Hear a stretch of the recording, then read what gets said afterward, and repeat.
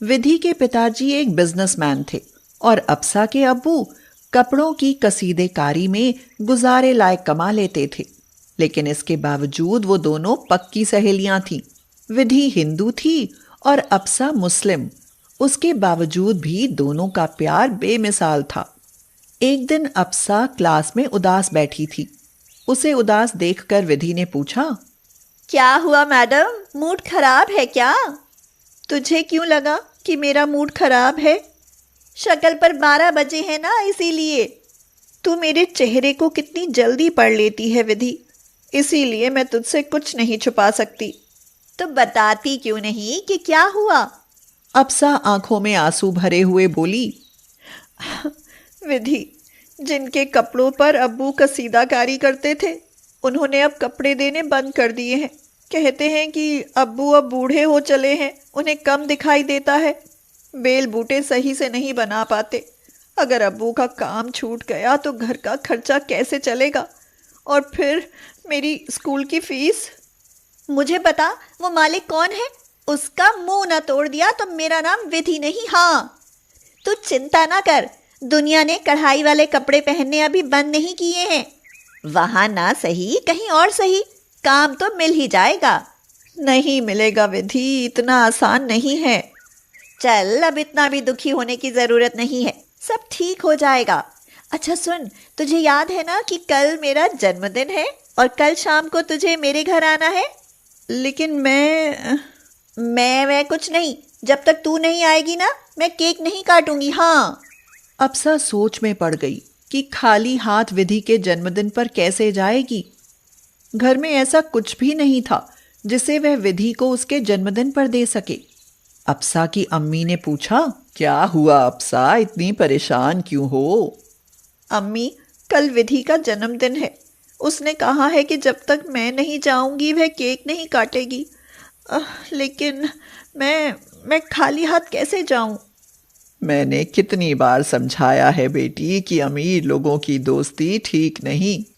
अम्मी, वो मेरी इकलौती सहेली है, मुझे जाना तो पड़ेगा ही। ना जाकर मैं उसका दिल नहीं दुखाना चाहती। उन दोनों की बातें सुनकर अप्सा के अब्बू बोले, अप्सा, अब इतने बुरे दिन भी नहीं आए हैं कि तुम उसे कोई तोहफा न दे सको। मेरे पास एक जरी का दुपट्टा रखा है, उसे वही दे देना। अप्सा को लगा कि उसकी सारी मुश्किलें आसान हो गई हैं। अब वह उस दुपट्टे को ही विधि को तोहफे के रूप में देगी। अगले दिन शाम को जब वह विधि के जन्मदिन की पार्टी में पहुंची तो सब लोग उसे अजीब तरह से देखने लगे। अप्सा नजर चुराती हुई विधि के पास पहुंची। अप्सा, तू आ गई। मुझे यकीन था कि तू जरूर आएगी। मम्मी, पापा, मेरी सहेली आ गई है, अब मैं केक काटती हूँ। विधि की मम्मी सुनंदा उसके कान में फुसफुसाई, विधि, कितनी लो क्लास फ्रेंड है तुम्हारी। कपड़े तो देखो इसके, तुम्हें अपना स्टेटस देखकर दोस्ती करनी चाहिए। मम्मी, ये आप क्या कह रही हैं? दोस्ती कपड़े और स्टेटस देखकर नहीं की जाती। जानती हो वह मन की कितनी अच्छी है। चलो अब केक काटते हैं। केक कट गया। सभी मेहमान ताली बजाने लगे। सभी लोग विधि को गिफ्ट दे रहे थे, लेकिन अप्सा अपना गिफ्ट हाथों में लेकर कमर के पीछे छिपाई खड़ी थी। अप्सा को उसे वह दुपट्टा देने में शर्म आ रही थी। विधि ने कहा, अरे अप्सा, लगता है तू भी मेरे लिए गिफ्ट लेकर आई है। लगता है मुझे देना नहीं है, वापस लेकर जाएगी क्या? अप्सा ने कांपते हाथों से वह दुपट्टा विधि को दे दिया। विधि वह दुपट्टा देखकर बहुत खुश हुई। हाय, बहुत ही प्यारा दुपट्टा है अप्सा, मैं इसे हमेशा संभाल कर रखूंगी। मम्मी, देखो तो जरा, अप्सा मेरे लिए कितना सुंदर गिफ्ट लाई है। सुनंदा ने वह दुपट्टा विधि के हाथ से लेकर फेंक दिया और बोली, विधि, तुम ये दुपट्टा ओढ़ोगी? इतना घटिया और चीप दुपट्टा, इसमें से बदबू आ रही है। ए लड़की, इसे लेकर चली जाओ यहाँ से। सामने वाले की हैसियत देखकर गिफ्ट दिया जाता है। मम्मी, क्या कह रही हैं आप? ये मेरे लिए यहाँ मिले सभी गिफ्ट से बेशकीमती है। ये बदबू नहीं, इसके अब्बू की मेहनत की खुशबू है, लेकिन आप नहीं समझेंगी। विधि की माँ ने उसके मुंह पर चांटा मारते हुए कहा, इस जैसी गंदी लड़की के साथ रहकर ये भी भूल गई है कि बड़ों से कैसे बातें करते हैं। इससे पहले कि विधि कुछ कहती, अप्सा वह दुपट्टा उठाकर वहां से रोती हुई चली गई। विधि को बहुत दुख हुआ। कई दिन अप्सा स्कूल भी नहीं आई और ना ही उसकी कोई खबर मिली। उस दिन उनका 12वीं का रिजल्ट आने वाला था, लेकिन अप्सा रिजल्ट लेने भी नहीं आई। उसने 12वीं में टॉप किया था। विधि ने सोचा कि उसके घर जाकर ही उससे माफी मांगकर बात करती हूँ। वह जब अप्सा के घर पहुंची तो पता चला कि वहां ताला लगा है। पड़ोसियों ने बताया कि वो लोग ये घर बेचकर चले गए। अप्सा मुझे इतनी बड़ी सजा कैसे दे सकती है, जिसके बिना मुझे एक दिन जीना मुश्किल लगता था। वह मुझसे हमेशा के लिए दूर चली गई। मैं इस दुख के साथ कैसे जी पाऊंगी। समय के साथ सब कुछ बदलता चला गया, लेकिन विधि हमेशा अप्सा को याद करती रही। उस दिन से अप्सा ने ठान लिया था कि अब वह कभी किसी अमीर से दोस्ती नहीं करेगी। अब उसे जुनून था कि उसे भी पढ़ लिख कर खुद को अमीर बनाना है, तभी वह विधि से मिलेगी। 5 साल बीत गए। अप्सा MBBS डॉक्टर बन गई। इधर विधि के पापा का बिजनेस लॉस में चला गया। वे लोग घर से बेघर हो गए, जिसका सदमा वो सह नहीं पाए और उन्हें दिल का दौरा पड़ गया। विधि, कुछ करो, अपने पापा को बचा लो। मम्मी, मैं पापा को कुछ नहीं होने दूंगी। मैं उन्हें किसी बड़े हॉस्पिटल में लेकर जाती हूँ। लेकिन बेटा, बड़े हॉस्पिटल में इलाज कराने के लिए पैसा कहाँ से आएगा? मम्मी, मैं अपने बॉस से एडवांस ले लूंगी। अगर तुम्हारी जॉब नहीं होती तो हमारा गुजारा कैसे होता विधि? मम्मी, इन सब बातों का समय नहीं है। पापा को जल्दी हॉस्पिटल ले जाना होगा, जल्दी। संयोग से विधि अपने पापा को अप्सा के ही हॉस्पिटल में ले गई। डॉक्टर ने कहा, देखिए मैम, आप पहले 30,000 रुपए जमा करा दीजिए ताकि हम ट्रीटमेंट शुरू कर सकें। 30,000? डॉक्टर, मैं लेकर आती हूँ, आप इलाज शुरू कीजिए।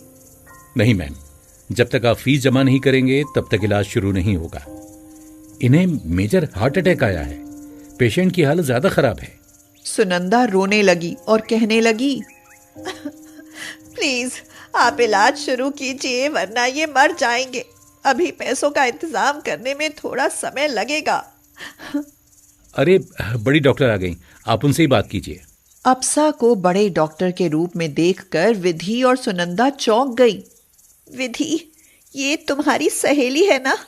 बेटी, प्लीज विधि के पापा को बचा लो। अप्सा ने उन्हें फटाफट ICU में भेजा और इलाज शुरू किया। 2 घंटे बाद, विधि, तुम्हारे पापा अब खतरे से बाहर हैं, वो जल्दी अच्छे हो जाएंगे। विधि अप्सा के गले लगकर रोती हुई बोली, अप्सा, तू कहाँ चली गई थी बिना बताए मुझे छोड़कर? जानती है तेरे बिना मुझ पर क्या गुजरी है। विधि, जब दोस्ती के बीच में अमीरी गरीबी आ जाए तो दूर होना ही बेहतर है। लेकिन आज मैं एक बहुत बड़ी डॉक्टर बन चुकी हूँ। आंटी जी, अब तो हमारी दोस्ती बनी रह सकती है ना? मुझे माफ कर दो बेटी। जिस धन का मुझे कल अहंकार था, आज वह नहीं रहा। अगर तुम न होती तो शायद इनकी जान भी न बचती। कोई बात नहीं आंटी जी, अगर आप मुझे उस दिन गरीबी का एहसास नहीं दिलाती ना, तो मैं डॉक्टर कैसे बनती? अप्सा, मैं कहीं से पैसों का इंतजाम करके लाती हूँ, क्योंकि अब पहले जैसा कुछ नहीं रहा। पापा का बिजनेस खत्म हो चुका है और मैं एक प्राइवेट जॉब करती हूँ। बॉस से एडवांस मिल जाए तो मैं पैसे जमा कर दूंगी। पागल, तुझे क्या लगता है कि मैं पैसे लूंगी? नहीं, बस अंकल जी अच्छे हो जाएं, मेरे लिए यही मेरी फीस होगी। मेरी आंखों से अमीर गरीब का पर्दा हट गया है। सच कहा था विधि तुमने कि दोस्ती अमीरी गरीबी देखकर नहीं होती। सच, अप्सा दिल की बहुत अच्छी है। खुशी के इस माहौल में दोनों सहेलियां गले लग गईं और फिर उनकी दोस्ती अमीरी गरीबी की एक मिसाल बनी। दीपा के पिता नहीं थे। कई बहन भाई होने के कारण दीपा की मां ने दीपा की शादी चेतन के साथ कर दी। चेतन एक कंपनी में प्राइवेट नौकरी करता था। फिर कई वर्ष बीत गए। दीपा के 3 बच्चे हुए। अब अपने बूढ़े माँ बाप के साथ साथ दीपा और बच्चों की जिम्मेदारी भी चेतन पर ही थी। दीपा बोली। इतना खर्चा और कमाने वाले आप अकेले, अगर आप कहो तो मैं भी कुछ काम कर लूं। तो चेतन ने कहा, क्यों दीपा, क्या मैं तुम लोगों के लिए कोई कमी छोड़ता हूं क्या? नहीं, ऐसी बात नहीं है, बस आपको कभी कभी परेशान देखती हूं तो इसलिए सोच लिया। देखो दीपा, अभी इतना तो जोड़ी रखा है मैंने कि अगर मुझे कुछ हो गया तो तुम्हें कोई कमी नहीं रहेगी। ऐसा क्यों कह रहे हो, सब ठीक होगा।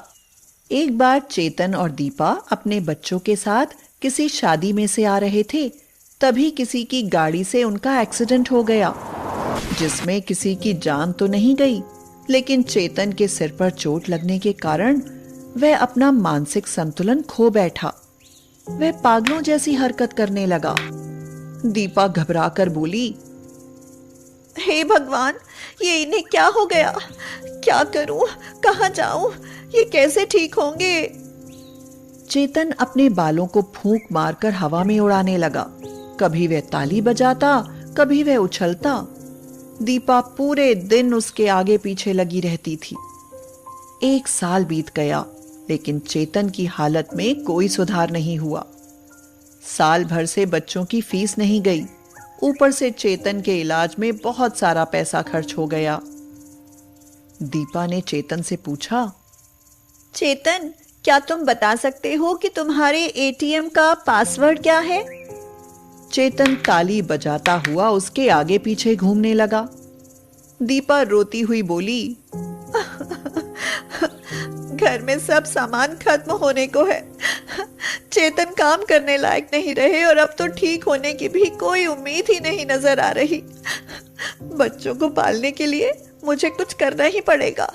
अगर बच्चों की फीस नहीं गई तो स्कूल से बच्चों का नाम कट जाएगा। दीपा की बेटी रिया बोली, मम्मा, बहुत दिन हो गए हमने बाहर का कुछ भी नहीं खाया है। प्लीज मम्मा, आज बाहर से कुछ खाने के लिए मंगा दो ना। दीपा ने उसे समझाते हुए कहा, रिया, तू तो बड़ी समझदार है, तुझे देखकर आशु और बंटी भी जिद करेंगे।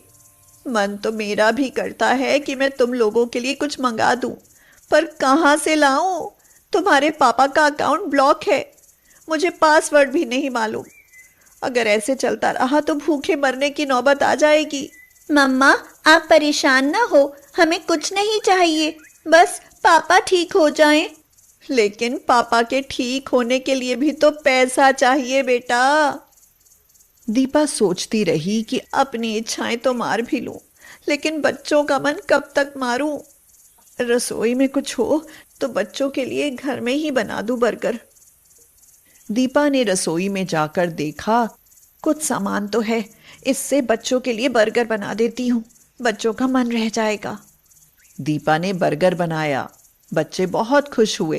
वाह मम्मा, मजा आ गया, आप कितना अच्छा बर्गर बनाती हो।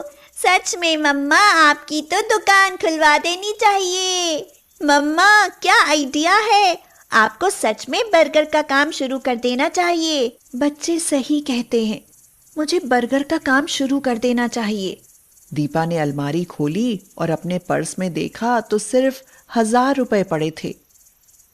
दीपा ने सोचा, अगर मैंने ये 1000 रुपए बर्गर बनाने में खर्च कर दिए तो फिर बच्चों को खाना कहाँ से खिलाऊंगी। तभी चेतन वहां दौड़ता हुआ आया और उछल उछल कर ताली बजाने लगा। एकदम से उसकी चेन टूटकर नीचे गिर पड़ी।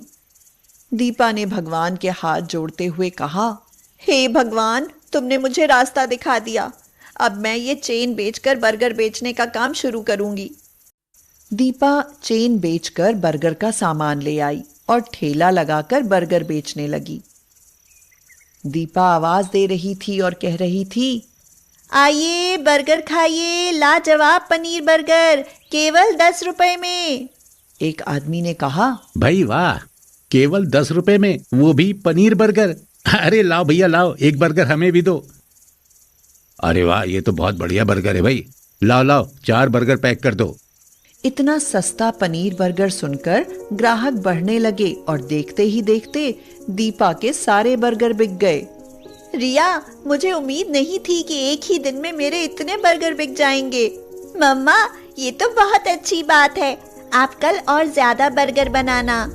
दीपा जितने भी बर्गर बनाती उसके उतने ही बर्गर बिक जाते थे। अब दीपा ने बर्गर की कीमत बढ़ाकर 20 रुपए कर दी, लेकिन जो लोग दीपा के बर्गर पसंद करते थे वो 20 रुपए में भी खरीदते थे। एक बार एक आदमी बर्गर लेने दीपा के ठेले पर आया। वह आदमी बोला, बहन, हमारे घर में शादी है, क्या आप एक बारात के लिए बर्गर बना सकती हो? हाँ, क्यों नहीं। लेकिन उसके लिए आपको मुझे कुछ दिन पहले बताना पड़ेगा ताकि मैं इतना सामान जुटा सकूं। ठीक है, ये लो 5,000 रुपए। तुम्हें सामान लाने में दिक्कत नहीं होगी, बाकी मैं बाद में दे दूंगा। दीपा की तो खुशी का ठिकाना नहीं था। उसने पूरी मेहनत से और भी अच्छी तरह शादी के लिए बर्गर बनाए। जिसने भी खाया वह बर्गर वाली की तारीफ करे बिना नहीं रहा।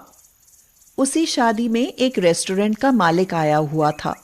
उसने बर्गर खा के दीपा से पूछा, सुनो, क्या ये बर्गर खुद तुमने बनाया है? तो दीपा ने कहा, जी ये मैंने ही बनाया है। कहाँ से सीखा तुमने इतने अच्छे बर्गर बनाना? तुम हमारे रेस्टोरेंट में काम कर सकती हो क्या? कहीं से नहीं सीखा, लेकिन मजबूरी इंसान को सब कुछ सिखा देती है साहब। पति एक दुर्घटना में अपना मानसिक संतुलन खो बैठे, 3 बच्चे और बूढ़े सास ससुर की जिम्मेदारी, कुछ तो करना ही पड़ता साहब, इसलिए बर्गर का काम शुरू कर दिया। तुम बहुत बहादुर हो, जो इतने बुरे हालात होने के बावजूद भी हिम्मत नहीं हारी। तुम मेरे रेस्टोरेंट में आओ, मैं हर संभव मदद करूंगा तुम्हारी। दीपा रेस्टोरेंट में काम करने लगी। देखते ही देखते उसके दिन बदलने लगे। जिस बर्गर को वह 20 रुपए में बेचती थी, रेस्टोरेंट में वो 70 रुपए का बिकता था। सबसे पहले उसने अपने बच्चों के स्कूल की फीस जमा कराई और उसके बाद उसने चेतन का इलाज एक बड़े डॉक्टर से करवाया। दीपा ने डॉक्टर से पूछा, मेरे पति सही तो हो जाएंगे ना डॉक्टर साहब? बिल्कुल ठीक हो जाएंगे। अगर ये इलाज इन्हें पहले दिया गया होता तो ये कब के ठीक हो जाते। दीपा को अपनी मेहनत का फल मिलता हुआ दिखाई दे रहा था। वह रेस्टोरेंट में काम करती और शादी पार्टी के ऑर्डर भी ले लेती थी। अपनी मदद के लिए उसने कुछ लड़कों को भी अपने साथ काम पर लगा लिया। कुछ दिनों के बाद चेतन भी ठीक हो गया। दीपा, मेरे पागल होने के बाद तुम इतने बुरे दौर से गुजरी कि तुम्हें बर्गर बेचने पड़े। मैं क्या करती चेतन, बच्चों की जरूरत और आपके इलाज के लिए मेरे पास पैसा नहीं था। लेकिन अब मैं बहुत खुश हूँ कि आप ठीक हो गए हैं। पापा, मम्मा अब कोई ऐसी वैसी गरीब बर्गर वाली नहीं है। मम्मा अब होम डिलीवरी से भी बर्गर भेजती है। हाँ, तुमने वाकई इतना संघर्ष किया दीपा, मुझे तुम पर बहुत गर्व है। अब मैं भी इसी काम में तुम्हारा हाथ बटाऊंगा ताकि हमारी गरीबी जल्दी से छूमंतर हो जाए और गरीब बर्गर वाली नहीं, लोग तुम्हें बहादुर बर्गर वाली कहें। फिर तो मजा आ जाएगा। अब हम अपना बर्गर बनाकर होम डिलीवरी का काम शुरू करेंगे। सभी बहुत खुश थे। विपरीत परिस्थितियों में हिम्मत नहीं हारनी चाहिए।